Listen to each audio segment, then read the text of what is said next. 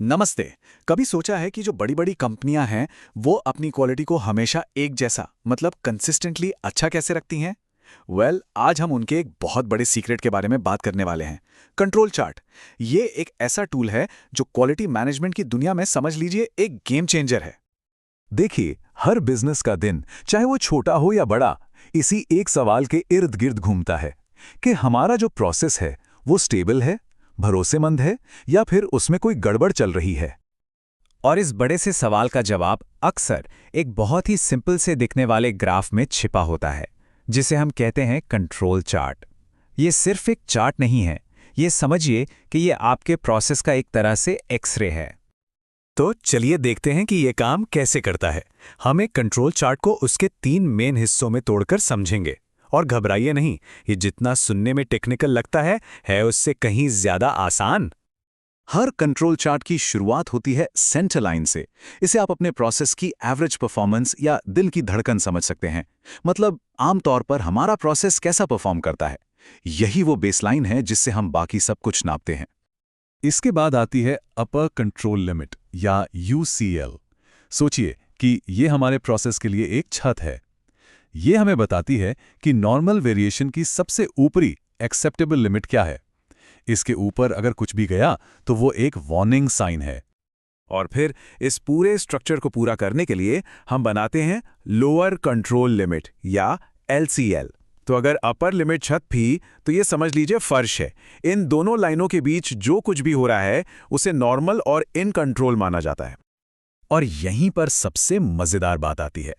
देखिए, ये जो कंट्रोल लिमिट्स हैं, ये किसी के मन से बनाए हुए टारगेट नहीं हैं। नहीं, इन्हें आपके प्रोसेस के असली पिछले डेटा से साइंटिफिक तरीके से कैलकुलेट किया जाता है।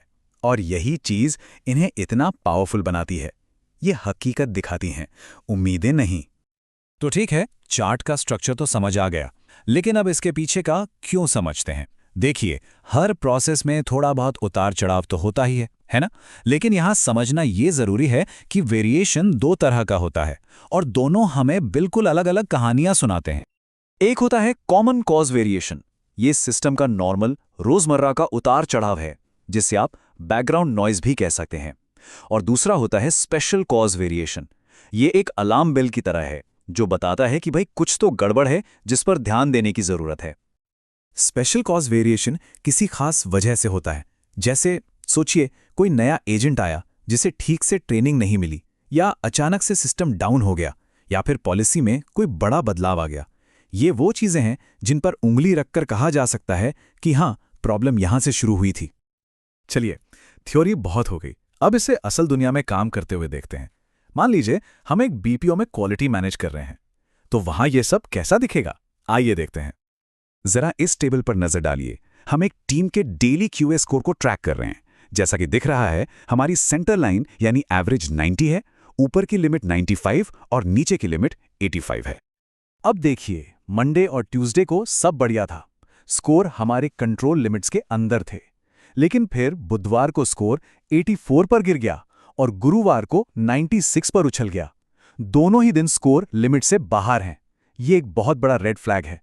इसका मतलब है कि हमारा प्रोसेस अब स्टेबल नहीं रहा, अब ये अनप्रिडिक्टेबल हो गया है और हमें तुरंत पता लगाना होगा कि ऐसा क्यों हुआ।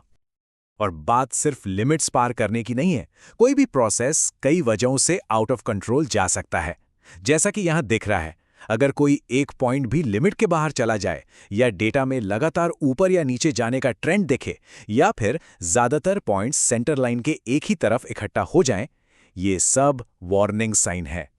तो अब बड़ा सवाल ये उठता है कि इससे फर्क क्या पड़ता है। ये सिर्फ एक और चार्ट ही तो है, राइट?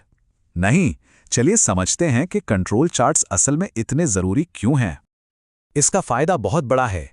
इसकी मदद से हम अंदाजे लगाना बंद करते हैं और डेटा के आधार पर फैसले लेना शुरू करते हैं। हम प्रॉब्लम्स को तब पकड़ लेते हैं जब वो छोटी होती हैं, इससे पहले कि वो कोई बड़ी मुसीबत बन जाए। हम फीलिंग से फैक्ट्स की तरफ बढ़ते हैं। मतलब, मुझे लगता है क्वालिटी गिर रही है, से डेटा दिखा रहा है कि प्रोसेस कंट्रोल से बाहर है तक का सफर।